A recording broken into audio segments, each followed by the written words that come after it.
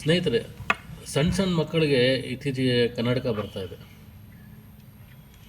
Board ಕಾಣಿಸ್ತಾ ಇಲ್ಲ, ಪುಸ್ತಕ ಓದೋಕ್ಕಾಗ್ತಿಲ್ಲ ಅಂತ ಬಹಳ ಕಂಪ್ಲೇಂಟ್ಸ್ ಬರ್ತಾ ಇರ್ತದೆ.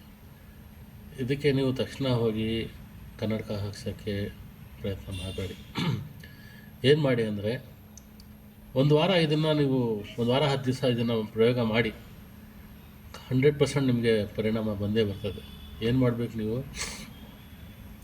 ಕೊತ್ತಂಬರಿ ಒಂದು ಕಟ್ಟು ತಗೊಳ್ಳಿ, ಒಂದು ಕಟ್ಟು ಕೊತ್ತಂಬರಿ, ಹಸಿ ಅರಿಶಿನ ಒಂದು 1/4 kg ತರಿಸಿಟ್ಕೊಳ್ಳಿ, ಒಂದು ಕಟ್ಟು ಪುದೀನ, ಒಂದು ಕಟ್ಟು ಪಾಲಕ್ ತಂದಿಟ್ಕೊಳ್ಳಿ. ಒಂದು ಕಟ್ಟು ಕುಡಿಸ್ಬೇಕಂತಲ್ಲ, ಒಂದು 50 ಗ್ರಾಮಷ್ಟು ಕೊತ್ತಂಬರಿ, 50 ಗ್ರಾಮಷ್ಟು ಪುದೀನ, 50 ಗ್ರಾಮಷ್ಟು ಪಾಲಕ್ಕು ಮತ್ತು ಈ ಹಸಿ ಅರಿಶಿಣ ಇದೆಯಲ್ಲ, 1.5 ಇಂಚು, 1ರಿಂದ 1.5 ಇಂಚು ಒಂದು ಬ್ಲೆಂಡ್ರಲ್ಲಿ ಹಾಕ್ಕೊಂಡು ಚಟ್ನಿ ಥರ ಮಾಡಿ.